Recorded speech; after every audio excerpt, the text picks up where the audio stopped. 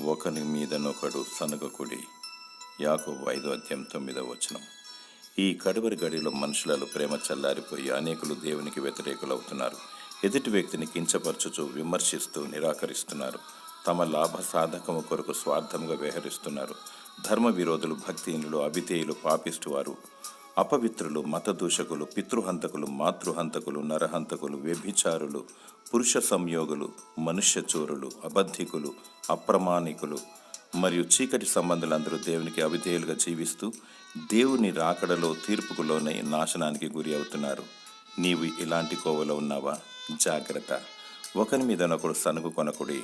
క్రీస్తు కలిగిన మనస్సును కలిగి ప్రభు దృష్టిలో నిందారహితంగా జీవించుము. ప్రభు అయిన యేసుక్రీస్తు రానైనాడు. పశ్చాత్తాపముతో, పరిశుద్ధతతో దేవుని కొరకు నమ్మకముగా జీవించుము. దేవుడు నిన్ను కరుణించి జీవగ్రంథమందు నీ పేరును లిఖించునుగాక. ఆమేన్.